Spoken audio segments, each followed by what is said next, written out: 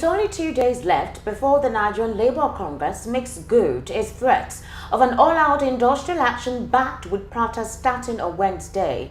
Nothing has changed since Friday when the Labour Union issued the notice of strike because the Nigerian National Petroleum Company Limited has yet to reverse the increase in the price of petrol.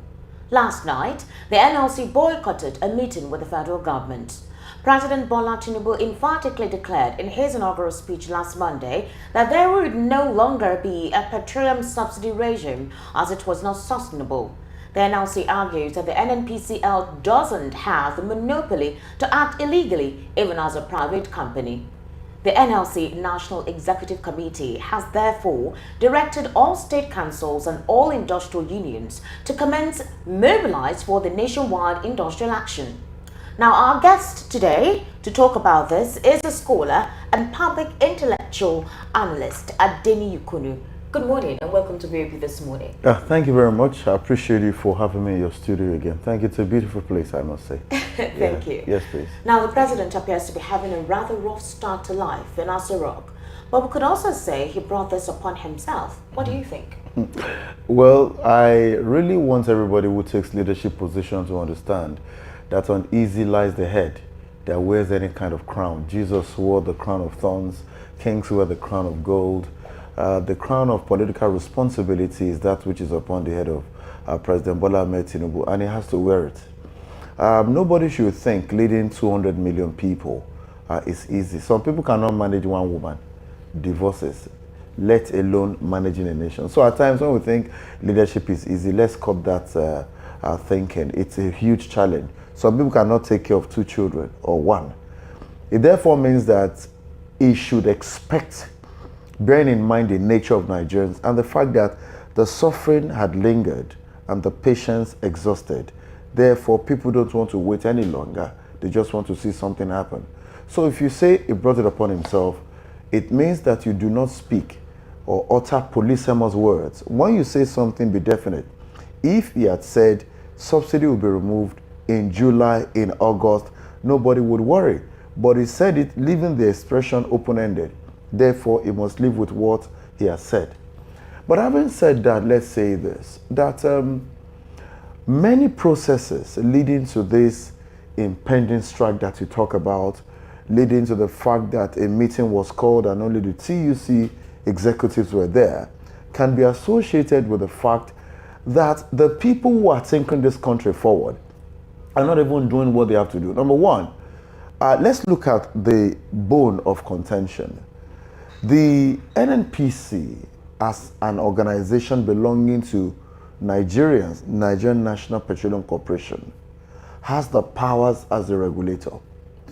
And the NNPC, without consulting Nigerians that own the NNPC, decided to relinquish its power of being the regulator and decided to become a private enterprise. It becomes ridiculous and questionable, as well as curious after that position, that the same NNPCL, the new name, that came to birth under very questionable circumstance, now wants to be the judge in its own case. And that is what we're saying. The NNPC should explain to Nigerians, and Mele Kyari has been lying since he assumed office, should tell Nigerians why it first of all relinquished its position, and secondly, why the same NNPC that told us that there is deregulation and there is a what? A Petroleum Industry Act that demonstrates or indicates the privatization of the petroleum industry in this country is the same one that wants to fix the price. And until few days ago, about 48 hours ago, the NNPC had held total control of the licenses that guarantees the importation of the same product by other persons. So I'm saying here that this discussion is very fundamental and we must look at it closely, because there are points that I'm going to set on the platform in the course of this conversation. All right, then let's look at the statements made by the NLC President, yes, Joe Ajero. Yeah. I'm going to take an excerpt from Please what he go said. ahead, sir.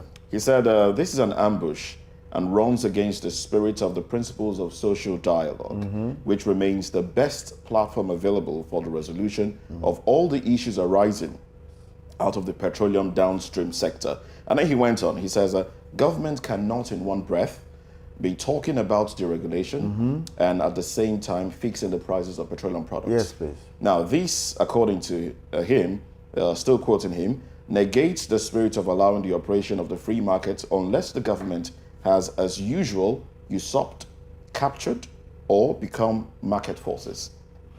It is therefore unacceptable, and we seriously condemn it. Good faith negotiation is key to reaching agreement. What the government has done is like holding a gun to the head of Nigerian people and bringing undue pressure on the leaders, thus undermining the dialogue. All right, that's taking a part of speaking. Yes, okay, what he said. What he said. What do you? Does that buttress the fact that the NLC stayed away from the meeting called yesterday? Quite frankly, I think that we should try and understand the historicity of strikes in this country and how the NLC, even if it is not a perfect conglomeration of 43 affiliate bodies, remains a body that appears to speak for Nigerians. Let's look at ASU strike, for instance. I think it was 2009 that they started the conversation about improving funding to the universities. And in fact, after those delegated to actually, go around the country, particularly federal universities, came with their report, the federal government delegation said the money that they even said was needed was small. So they ensured that what they deemed appropriate was allocated and expecting the funding. Now, when we see strike action called, oftentimes people are quick to say, what is ASU going on strike for? But let me say this. For every democracy that has become functional and responsive to the needs of the people, there is associated unrest that questions the people that want to take advantage of the citizenry. That is ASU strike that I've talked about. If you look at the petroleum sector, let us look at deregulation properly and look at how the telecommunications sector of this country was deregulated. NITEL was allowed to also operate in a free, deregulated telecommunications market. The deregulation hadn't even gone far that NITEL died. It tells you that there's something about people who work for government. I have worked with the federal government before, and I did not operate less.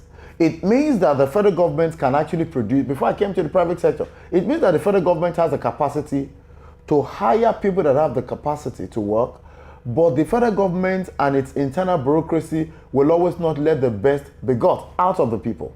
Now, that same attitude was what destroyed the Nigeria Airways. That same attitude is what is making Adisirika call Nigerians a fool. Now, since they announced the so-called Nigeria Air, the air has not been able to move from Lagos to Ogun State, but they showed us that some airline flew from Lagos to Abuja, Abuja to Lagos. Now, when we talk about deregulation, it means that government is a participant in the operations of a free market. That is why you have the NITEL that is dead. You have at some point some telecommunications telling you that you can port, and people ported. That is what deregulation is. Let's come to electricity. I beg you, just allow me so that we can have Now, let's come to electricity. The same deregulation we talked about here, Kenya did the same thing. And having done that electricity deregulation, the sufferings of people occasioned by the lack of, responsible act by the government of Kenya, some people in that quarters came to a stop, so people can actually operate as they should. That's in Kenya. Now, Nigeria did a deregulation of the power sector. As I speak, I can tell you that I have the so-called card on my prepaid meter, but there's darkness everywhere. So I have fulfilled my part of the contract to ensure that I load my meter, but the suppliers of electricity have not done their part, so they hold my money. That is the picture I'm creating. Now, let's come to this petroleum sector. The Petroleum Industry Act took practically 15 years or thereabout before it became material. The Buhari administration passed it and made it an act. Sooner had it been passed that the government retracted. And I told those who care to listen on different platforms that how could you make sure that a bill become an act, but you say you cannot implement what you have actually sired to life. And that's where, a lot of people think that life is about eat, drink, have sex, and sleep, or die. No, you have to query those things and ask questions about these things that are not clear. Let's come to Mele Kyari. They started talking about the NNPC, started talking about Dangote. Excuse me, since Dangote refinery has been on, every time they talk about anything that has to do with petroleum industry in this country, they keep quiet. The money they said they gave Dangote, maybe to the tune of over 2 billion.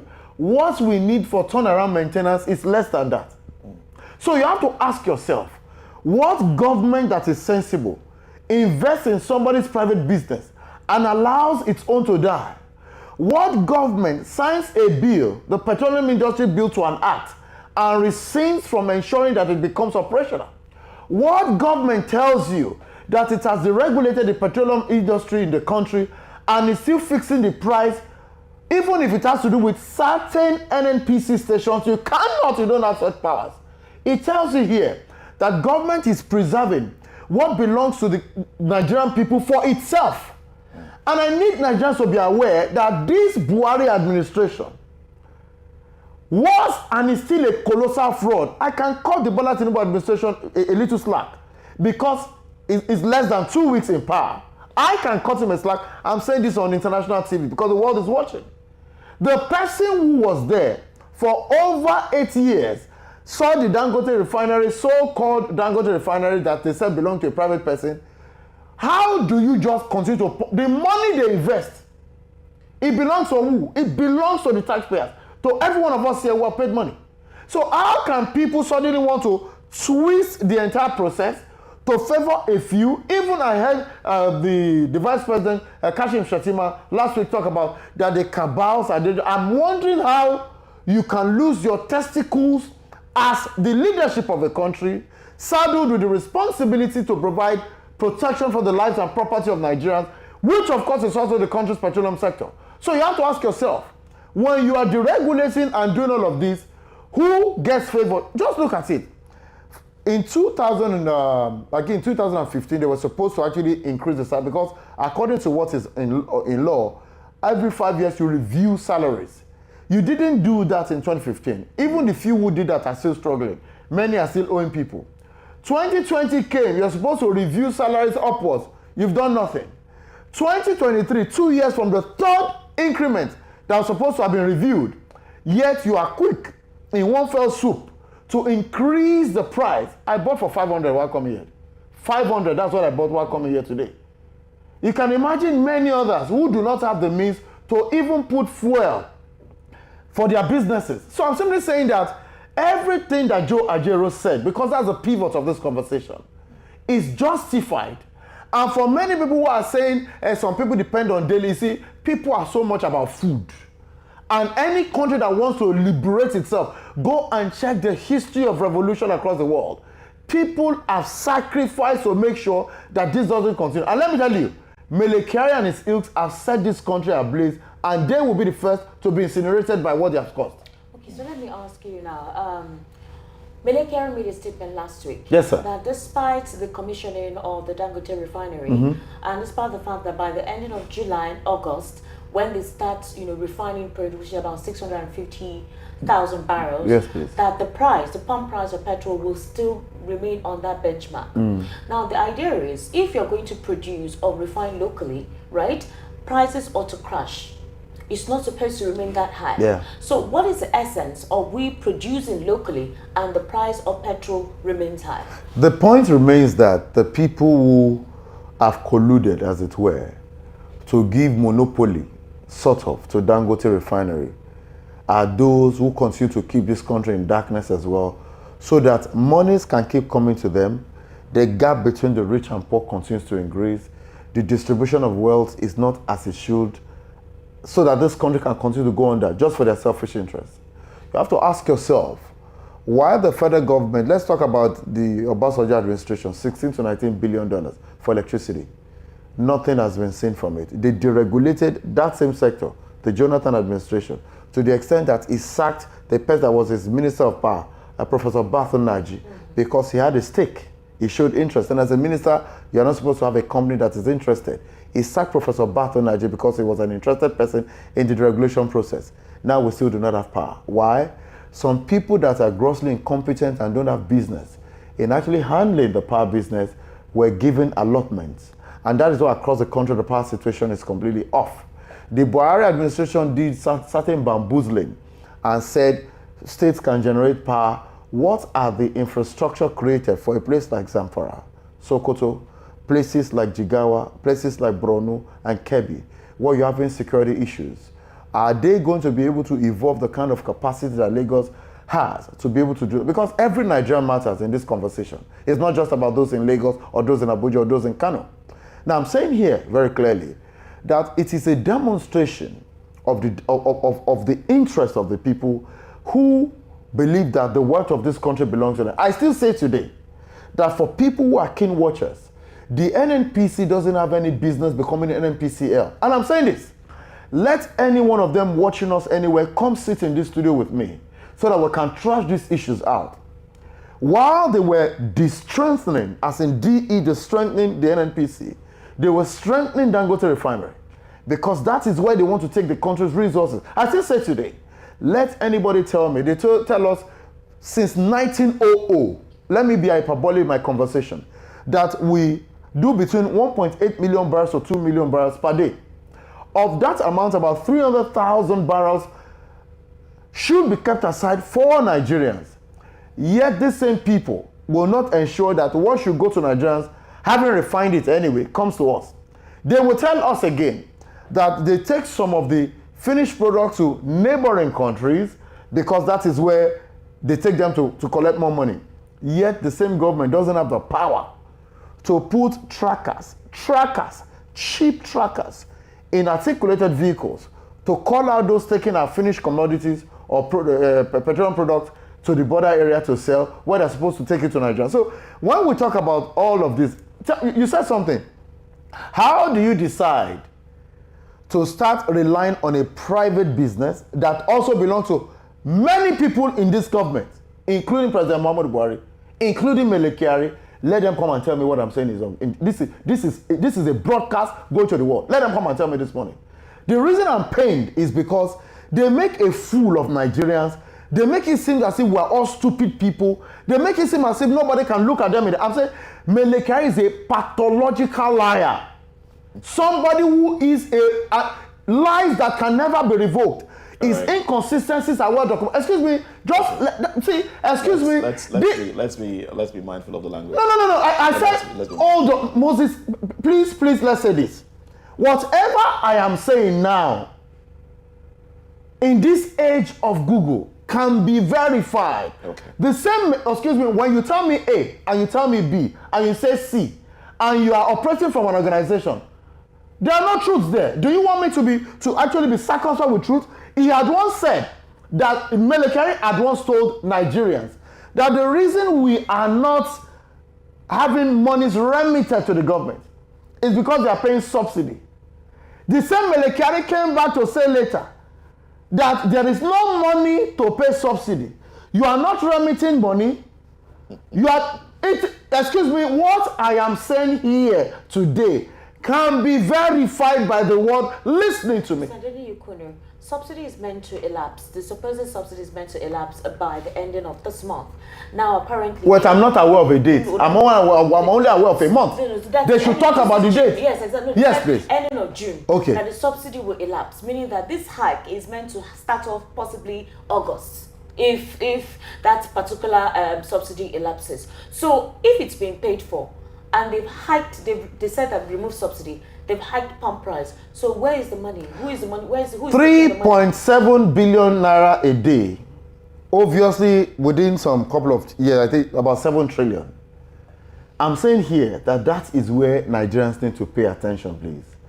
When we talk about those that have the responsibility to steer this country in a direction, excuse me, I'm not saying that we can achieve the best of a country in a day.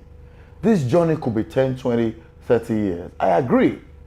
If you knew China in the 50s and the 60s, if you knew Chile in the 90s, if you knew even Saudi Arabia and Kuwait, that appears to be countries of reference now in terms of their human rights issues, many countries of the world are making huge determination to begin to bring to the fore what is good for their citizens. The same crude oil, sir and ma, that we have in this country is the same crude oil that they have in Kuwait, that they have in Qatar, that you can find in Oman. It is the same crude that they have in Saudi Arabia. Saudi Arabia also did the said privatization. Aramco grossed about $100 billion. When was that? Now, why am I saying this? I'm saying that people in this country are self-serving, are wicked, unthinking, inconsiderate, selfish, and they have black hearts and mind. Excuse me, what I'm saying, you can tell me not to say it here, but if anybody wants to dare me, let them come into your studio and sit and let us compare the trajectory. The reason I'm simply saying that Nigeria, that's a call put out, and hope that let them invite me and anybody in NNPC. Let them bring government facts. Let me bring research facts in your studio. All right. These things are, it's not right. Because, you know, permit me, sir. Go ahead, please. The reality is, for every poverty that happens, people fall below poverty line. There's a tendency of people going into crimes. From crimes, insecurity. From insecurity, we are not safe. People don't understand.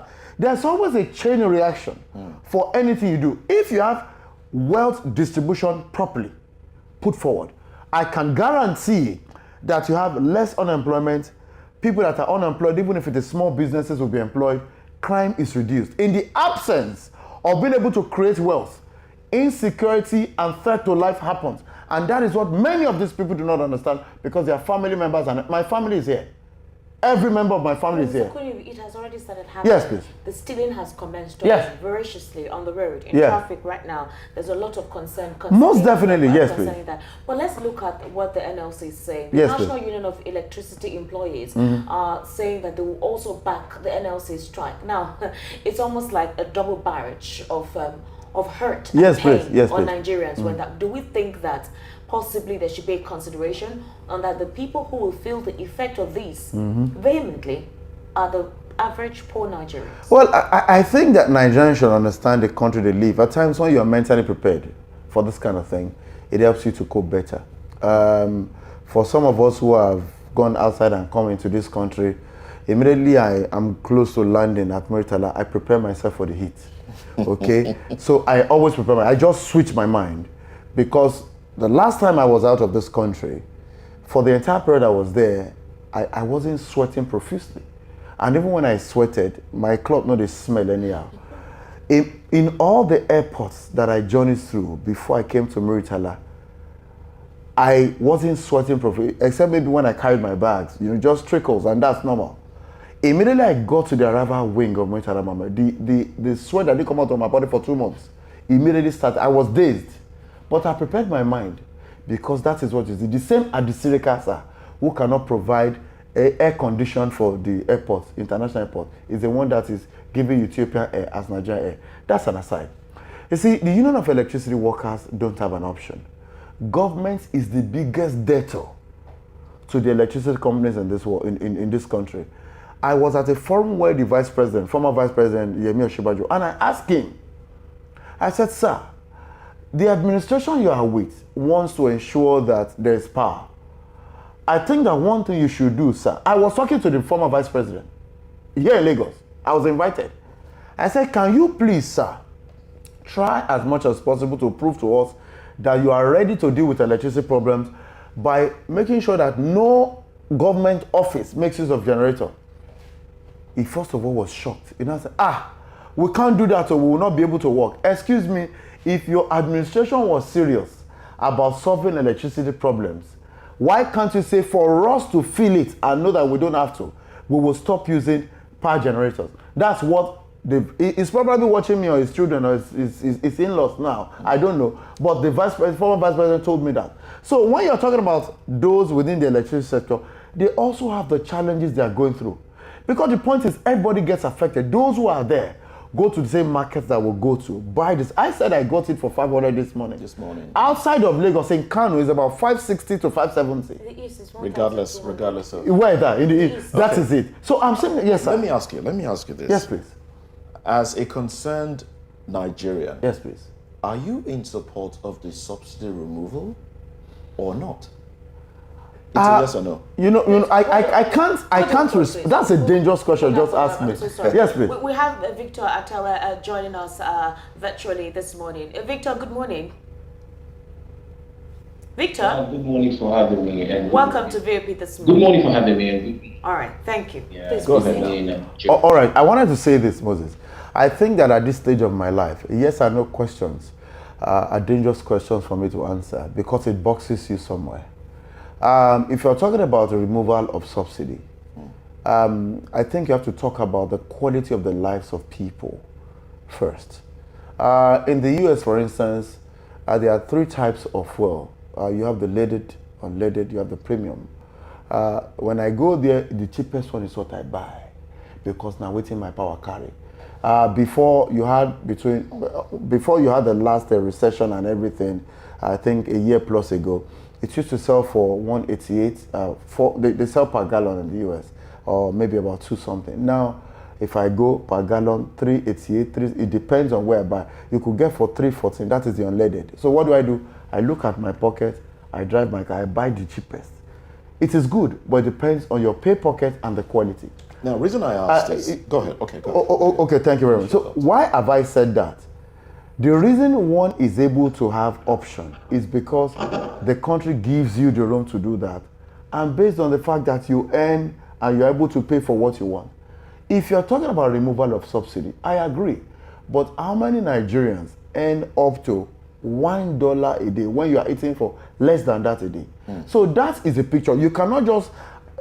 answering the question as yes or no will put somebody in a corner. So if you talk about subsidy, for instance, in the Netherlands, they pay far more than we do in the Netherlands. But in the Netherlands, you need to check what do they earn there, for instance. I'm simply saying that when you're talking about removing subsidy, what is it I want to even say, Mr. Moses and Madam Esther? What are the things that this government has done for me, has done for anybody? There are potholes I drove on here. I pay I've never missed my tax in a year calendar, but I still drove on the roads that shouldn't be. I'm simply saying, in the US, for instance, I've driven a distance of Lagos to Kaduna. I saw one tiny scratch. I have driven distance. Anytime I go, I drive. I have driven a distance of Lagos to Kaduna. The only thing I saw on the road was one small scratch. Show me that kind of road in this country. Okay. Now, sorry, I'm going to stay on you for a bit because this question was, directed to you. Yes, please. Now, governments before now have always talked about removing subsidy because of the money it costs the country. Olusegun Obasanjo talked about it in 1994. Yes, sir. And he was, there was protest. You're talking about 1994. Before. Okay. Yes. Before, okay, yes. Let me just listen to you, please. There was protest. Yes, I think that one had, was it 94 or 99? Yes, 99. That one had the NLC chairman at the time, Adams Oshomole, arrested. Yeah. All right, where we had about 15 people arrested him, and then, anyway, they quelled all of that.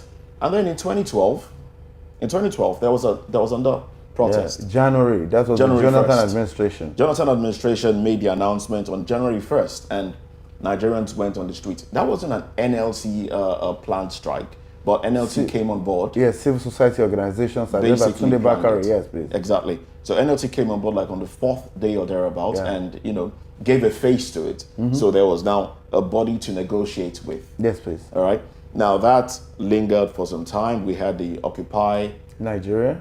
Yes, that also, and then after a while, because NLT had become the face of this of the strike, the protest, government negotiated with NLC. Now we do remember that fuel was being sold for 65 naira at the time. Yeah. They negotiated and agreed for partial subsidy, which brought it to about 141 or thereabouts. Yes, please. Now that happened. NLC spoke to the government, and the people were even angry that NLC, ended it untimely. All right. Now NLC calling for this strike. Do you foresee this happening? Really? Do you see this going the whole hog? Well, I spoke with somebody who is part of a civil society organization. That's 3 days ago, and he mentioned to me that once NLC say let's go, he's ready. He is not a core member of the NLC, but some affiliate groups. For instance, the 43 affiliate groups already have NLC's communication, and it is likely that these affiliate groups will be part of this particular protest. I want to say here that for many Nigerians, I think that the reason they take us for granted oftentimes is people are disenchanted and feel we don't want to strike, we are hungry. But the same hunger that you say you want to actually take care of is the same hunger you are still in.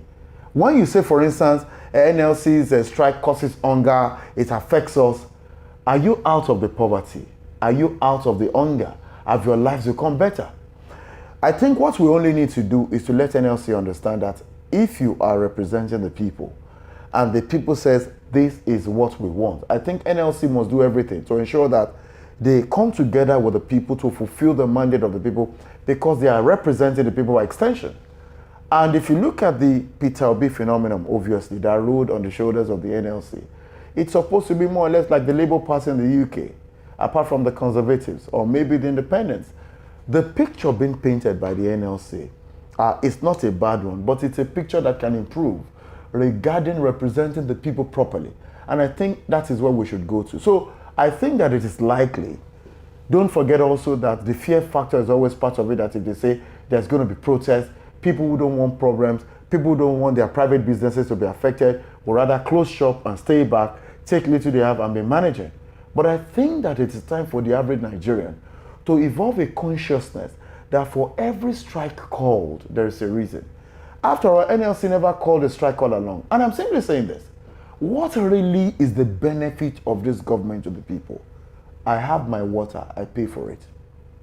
The security, we have a malam at my gate, we pay for it.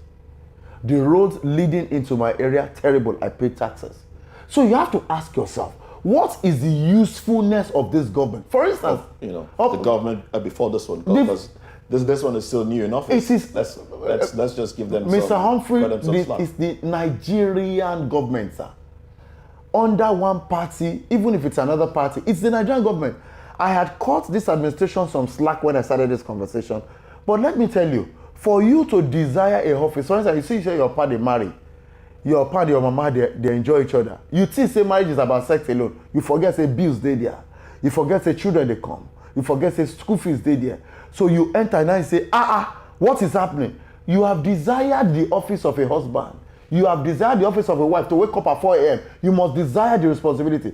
Tinubu has desired the office of the president. Every accompanying task and responsibility, we must let him carry it. Should go along. So that is okay. When do I collect extra code? Do I fly on private jet? Right, As he's enjoying the perks, let him enjoy the work. All right, Victor Atawe, thank you for joining us. Are you still there with us? Hello, Victor, are you still there with us? Okay. All right, Victor, we'd like for you to unmute your microphone if it's on. Okay. I think. All right, so we think Victor is with us. Just mute, because we're coming to you now, Victor. Victor, are you there? Have you unmuted?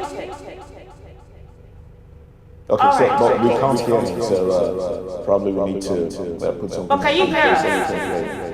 Can you hear us? The obvious. All right. Okay. So if you can hear us, no problem. As Dele Alake said, days after the meeting they had with the TUC yesterday, they said they were going to set up a committee to review a salary increment, because, of course, with the hike in palm price, that should be one thing to complement or compensate the situation now that Nigerians will go through. Do we see that happening as soon as possible? One. Two, President Bola Ahmed Tinubu obviously is not backing down from this particular scenario in terms of considering what the palm price increase and the effect it will have on Nigerians across board, majorly on transportation and food. So do we think that should be something he should consider at least in the next 2 months? I think considering in the next 2 months is relatively, trust me. One thing that this government, current administration, I fail to understand is being sensitive to the need of the people. Now, Now, one, it's okay to remove subsidy. Everybody wants it removed. But the question, like I want to re-echo what your guest in the studio said. The question is, what are we benefiting from the government? How are we sure that this subsidy removal will be used for the benefit of the people? We've seen where government have failed the people at all phases of life. We've seen it. It has happened. So nobody hold their water to, nobody takes them serious when it comes to affairs or when it comes to things that affect us as Nigerians. Now, back to your question. Now, they said that they will increase salary increment. I'm yet to see the miracle they will do in terms of increasing salary of Nigerians by 400%. Because the subsidy, I mean, the addition to the initial price is about 400% increment. Now, there's some basic question we need to start asking the government. How much is the landing cost of this fuel? Who are the people benefiting from this subsidy? What exactly is government subsidizing? These are the questions we need to ask ourselves. I'm yet to see a businessman giving to our current situation, our economic realities, a government or a private entity that will be able to increase the salary of their employees by 400%. How is that going to be? So these are the things they ought to have sat down with labor unions, with other associates to say, you know what, this thing has to go. But this is, what do you advise we do? Because we have to factor in a palliative measure that Nigerians would feel it, that Nigerians will feel the impact. Actually, as we speak right now, Nigerians are going through a lot. So removing it, yes, but the timing is not right. I mean, the method being used is not right. You just don't wake up one morning and just feel because you're the president and say subsidy is gone. Yes, it's gone. But what are the palliative measures put in place to help cushion the effect? Nigerians today on Monday they're going through hell. I mean, in a country where your minimum wage is about 30,000 naira, and you're trying Victor. to, I mean... Victor, what do you make of the statement by the governor of Lagos State, Governor Sanwo-Olu, where he said people should not politicize this? We know that NLC has a party, that it basically supports.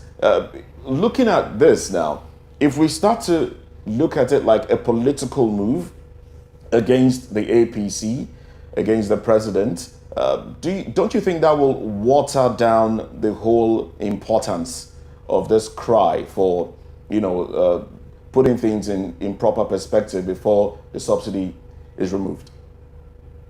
The truth is, what do you expect from Governor Sanwo-Olu to say? What would you expect him to say? Politicizing what? Is there a filling station meant for the APC people? Or is there a filling station meant for the PDP or the Labour people? We all go to the same market, we all go to the same filling station, we buy fuel at the same price, we feel the hardship. This is not about politicizing, this is about saying what Nigerians are going through. I mean, every developing country, in America, they subsidize flour. So it's not like it's a new thing. They make this thing look as if they're doing, I mean, it's just like, they box this whole word of subsidy as if it's something that we're talking to illiterates. Which brings me to my next question to you, Victor. So the question now is, if the federal government is saying that they no longer want to continue with subsidy because of the amount of money it's gulping, what are the areas they can quickly subsidize? The aspects, key sectors they should subsidize if they're removing subsidy from premium motor spirit? One, the federal government has the end of June to remove subsidy. They have the ending of June, not now. And the NNPC reacting so swiftly to increase the price is suspicious. Meaning that the fuel that was subsidized by the previous government is still in stock. But like what they said, that they need to hike the price so they could go back and restock. Well, okay, give it to them. First of all, what they ought to have done is to subsidize, to make sure that at the 774 local government in Nigeria, there's a federal bus, even there's a bus put in place to make sure that people, a very cheaper bus. Well, we know that, okay, train is still something we hope for or to get, but right now, to make sure that we have buses for people at a very cheaper price, for people to convey people to work. That's one. Subsidize, regulates food. The food price of the market it's abnormal. It's barbaric. With your 10,000 naira, with your 20,000 naira, hardly could you even see what you buy. These are things where the federal government needs to regulate to make sure, okay, the price is regulated. You don't control the food price. You don't control your transportation system. You don't even control nothing. So, and you're removing subsidy. I mean, it just shows that the government is connected from the people. And you're telling us to bear. So here is a scenario. We have the BRT bus in Lagos, the Blue Rail bus, exactly, and then of course the train. Unfortunately, these vehicles are not enough to take care of the transportation needs of Lagosians. Because if you say they want to subsidize transportation, one would say, okay, possibly that aspect is resolved, but we do know that is not enough to take care of the number of Lagosians who work in Lagos. That's right. So what other palliative measure can be implemented between now and possibly July? Well, I think that any government that exists should be thinking introspectively. One of my big brother friends went to Israel, and his tour guides took him through a particular land where they have buildings that are yet to be occupied. And he asked him what the buildings are, and he told him, these are for the people who will be coming to occupy the houses. That is introspection, thinking ahead to make provisions for the people. I think that when we're talking about the BRT buses, you have to look at the potential of Lagos. The Netherlands is 12 feet below sea level. The Netherlands don't suffer flooding. They use bicycles when they should. They take advantage of boats. If you're talking about Venice, for instance, that's another place in Italy where water has not taken over people. You have the gondola in Italy. Why?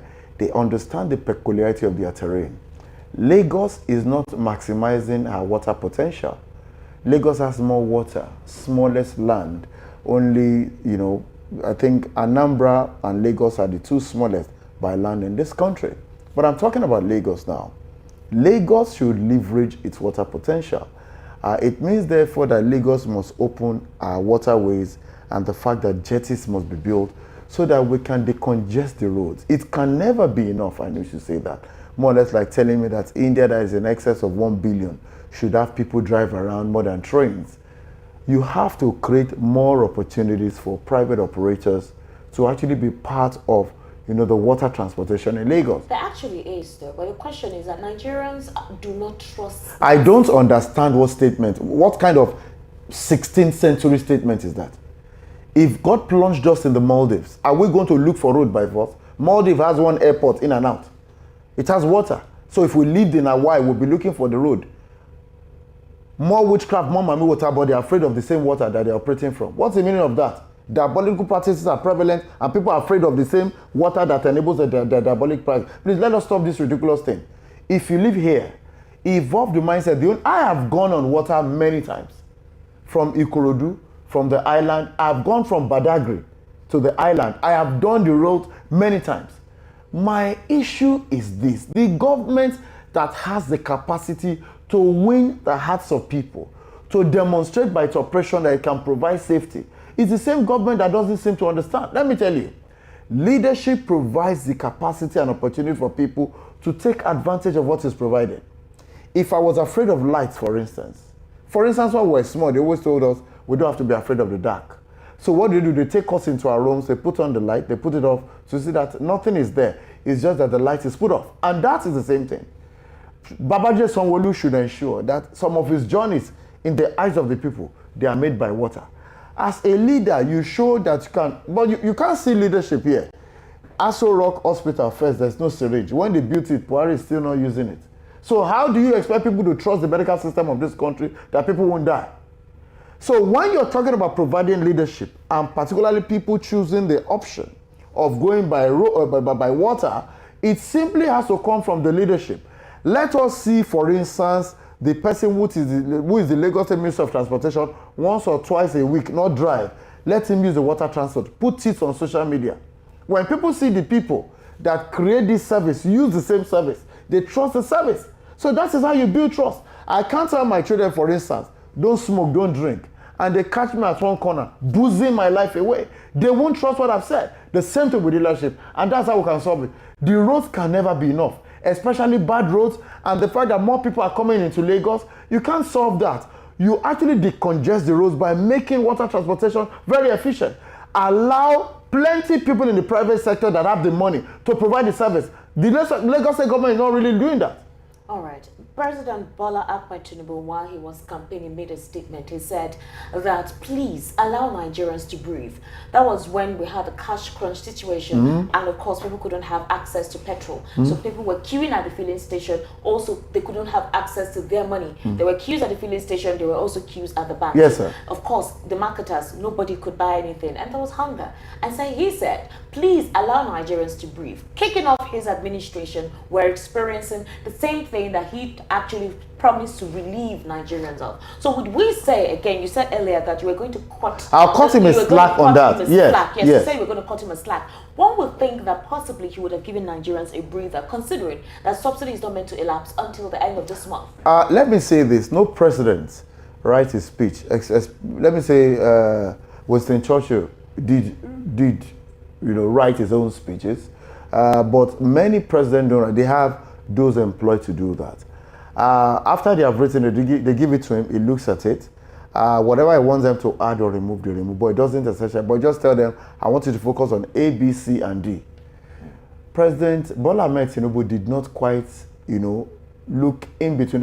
He's an accountant. He's not somebody who has the gift of the gab, but understands the psychology of political communication. And the people that they've employed also do not understand that open-ended speeches put their leaders in problem. And that is why the intellection of anybody who leads must be far above average, because political leadership is as complex as the convolution that an octopus can cause. What I'm saying in this conversation is this. His intention, quite frankly, might not have been to cause hardship for Nigerians. But the reality is, he didn't quite appreciate the need for him to read between the lines of his speech, and that is why we're here. For him to have said, cut Nigeria is slack, let's just look at what happened while he was campaigning.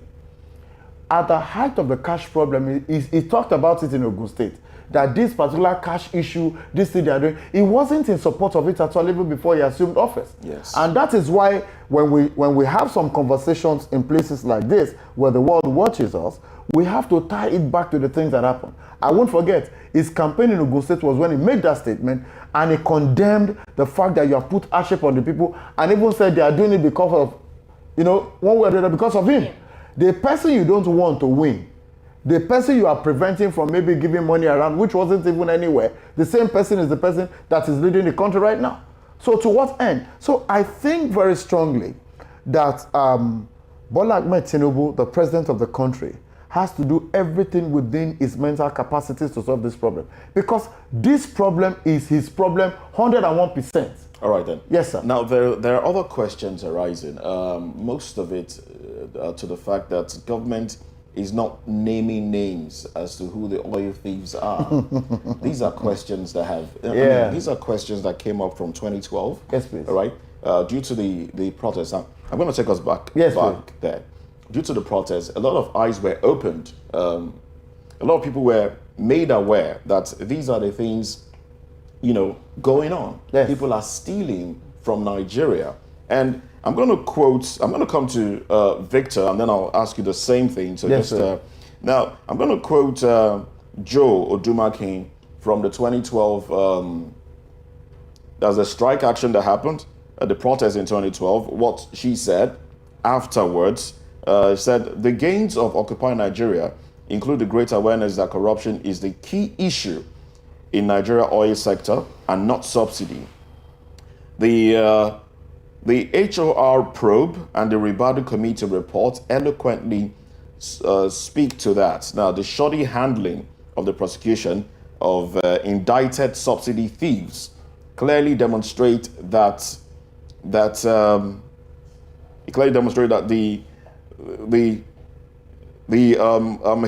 hemorrhage is coordinated at the highest level of government. All right. Now, it went on to say that the fact that government was unable to increase the prices of petroleum products, again in 2012, is as a result of the Occupy Nigeria. But because the struggle was not taken to a logical conclusion, the subsidy thieves are still walking free.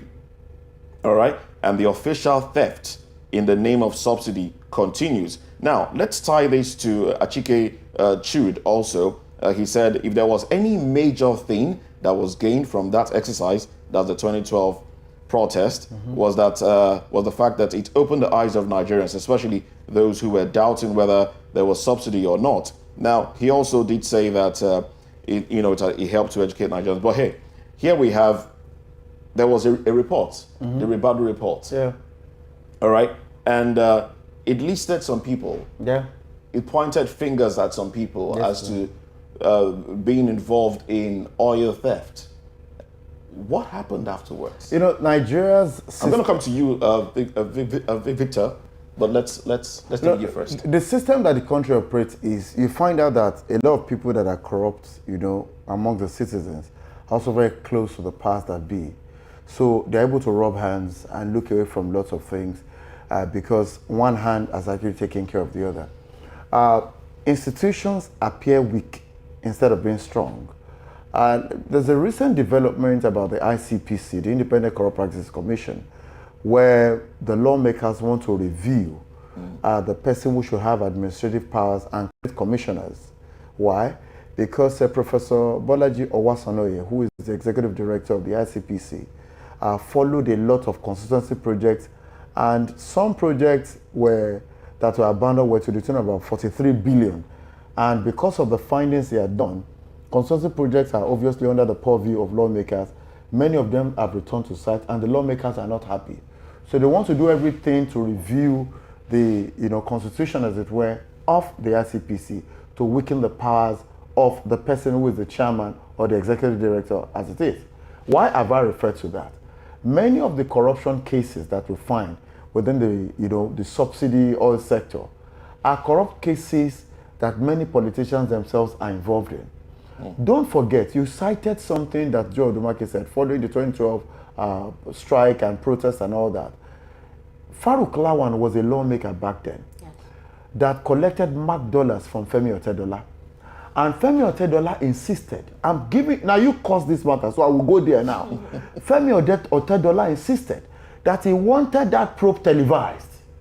And that if they mess with him, because they were saying that the supplies he should have, he didn't have it, they wanted to probe the fact that the monies collected were not actually in parallel with the supplies that they should have had, because marketers collect oil subsidy. He threatened them that he would take all his business to Angola, and that they must televise that probe. He was ready to name names amongst lawmakers. And I remember, Farouk Lawan collected in excess of 600,000 US dollars, marked dollars, that he did not return today to the government, that made him quit the House of Reps that you referred to, sir. I brought the picture because you started that story. Now, when you have a situation where lawmakers themselves are not willing to allow probe become open, was it not a lawmaker that they should put off the mic? Because a minister said, you people are the ones we gave the contracts to. So he said, off the mic. That is part of what we're talking about. So lawmakers are supposed to be above board, are collecting on the one hand. So when the person that gives them the share does something wrong, it becomes difficult because you have dined with the devil. And as a partner in retrogression, it is almost difficult to question the person that you have actually collected money from.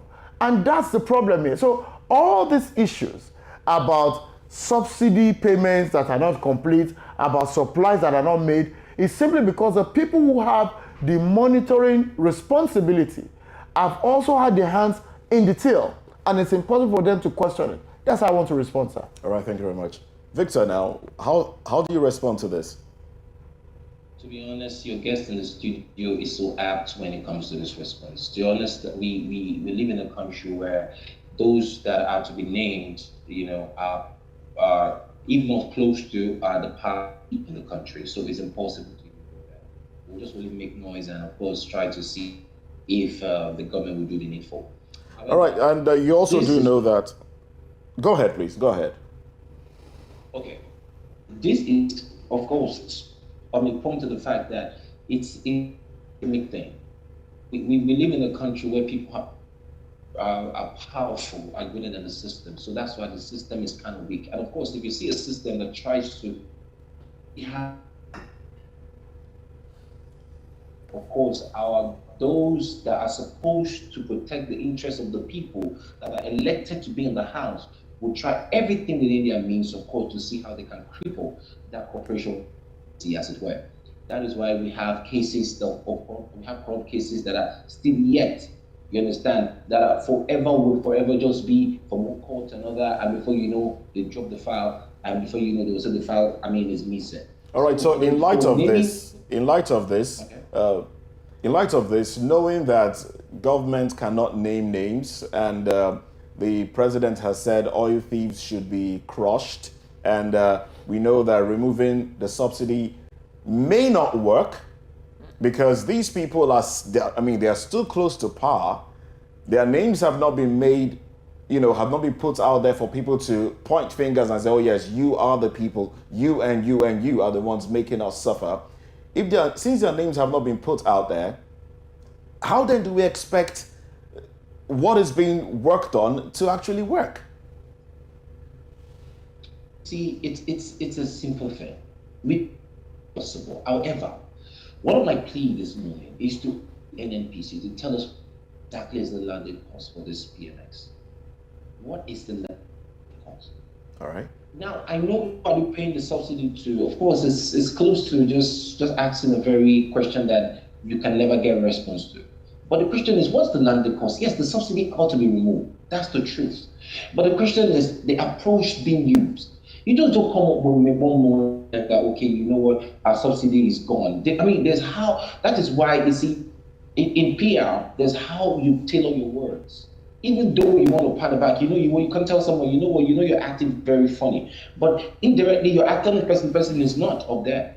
But the person will take offense to that word because it has a soft landing. So you don't. Now you're saying that, you inherit both the liability and the asset of the office. You have to sit down, dialogue with this organization, dialogue with all the relevant bodies and say, okay, you know what, this thing has to go because it is not provided for in the budget. However, okay, just land on this. Okay, however, there's a provision made to June, but depending on the time, these are the methods we would go. We move this steadily because think Nigeria into our action.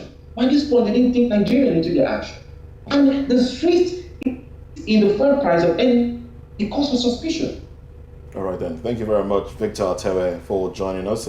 Adini Kunu, let's get your closing thoughts now, please. Well, I think that we're in the mess right now, and the people have to stay resilient and unfazed in the fact that they are the leaders of this country, those in office, their servants. Bola Tinubu is my boy. He may be the president of this country, but he was elected to serve. So he's my servant. Forget about the larger-than-life picture. We need to actually help people understand the optics. The optics are not clear. Bola Tinubu is my servant. The governor of Lagos State is my servant. He was put there by my delegated authority to work for me. Then we now gave him privileges so that he can be comfortable doing his job. The private jet flown by the president, we gave him that because he's managing 200 million people. We want him to be comfortable to do his job. The fact that we give him ESTA code, we want him to look equal to other world leaders and not worry so he doesn't steal from us. That's why we provide the comfort. But we have not lost the idea that he's our servant. Having said that, government must listen to the people. And that is why I'd like people, it's difficult really. Will my work be affected by the impending protest or strike and all? Yes, it will. But am I ready to spare some days for things to be talked through? Yes, I'll spare. Does it add money to my pocket? Not really.